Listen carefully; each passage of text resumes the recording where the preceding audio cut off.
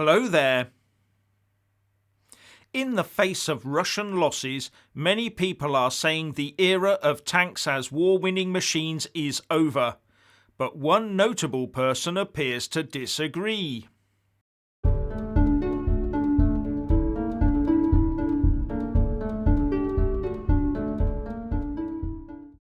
As the forces of President Zelensky roam the land defending Ukraine, they are leaving piles of twisted, shredded metal behind them that used to be functioning Russian main battle tanks. And this is mostly down to small, lightweight, portable missile systems and drone attacks. So many pundits looking on have stated that the era of the main battle tank as the military game changer must be over, and that it's now time for the missile-armed infantry soldier and drones. But surprisingly, there is one person who is desperate to get tanks into the Ukraine battle theatre, despite many thinking that they are just mobile metal coffins on caterpillar tracks. And that person is President Zelensky, the leader of the nation whose troops have comprehensively marmalized Russian armoured columns using modern shoulder-mounted missile systems. Very recently he was asking for 1% of every NATO country's tanks, and now, while praising Boris Johnson's historic leadership, he says that he's hopeful that the UK can swing the supply to Ukraine of both anti-ship missiles and armour. But according to Forbes, Ukraine has lost 74 tanks of its own, but managed to capture at least 117 Russian tanks, so Ukraine may have more tanks at its disposal now than it did at the start of the war.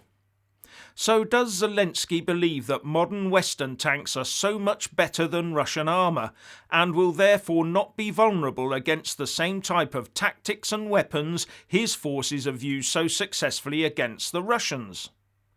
Looking at the way some of those Russian turrets have been ripped from the main body of the tank, it does make me wonder, especially as the Russians appear to have been trying to reinforce their turrets and put defensive cages on them, all to no avail. However, here's what Lessons from Russia's Operations in Crimea and Eastern Ukraine by the RAND Corporation said in 2017 about the Russians when they took Crimea in 2014.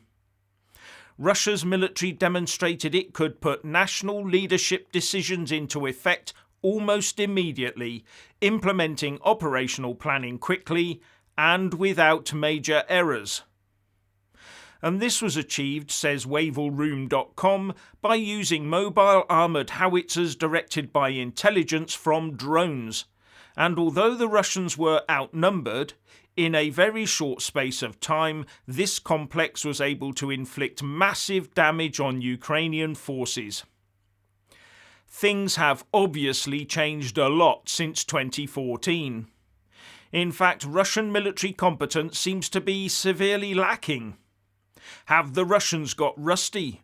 Or is it that the Ukrainians have got so much better and have the backing of NATO gear and intelligence?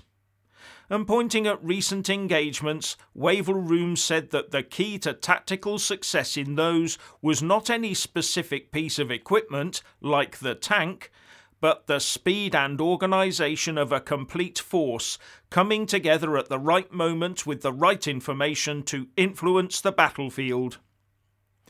So it's more likely to be how you handle your armour and knowing when, where and how to use it that matters. And it's just as important to know when not to expose your armour to the battlefield as well. But that sort of expertise takes years or even decades to develop, and it looks like the Russians had quickly forgotten all that they knew back in 2014. And if I remember correctly, one Russian tank crew in Ukraine even managed to run over one of their colonels a couple of weeks ago. Accidentally, one supposes. And one assumes that it always helps to have attained air superiority prior to committing your armour. Being able to rid the sky of reconnaissance and missile-carrying drones would be a great help. And remember, technology always moves on, and once defences against drones and close-range missiles are developed, then the tank might come roaring back, so don't write them off yet. I repeat what Wavell Room said of a couple of previous engagements.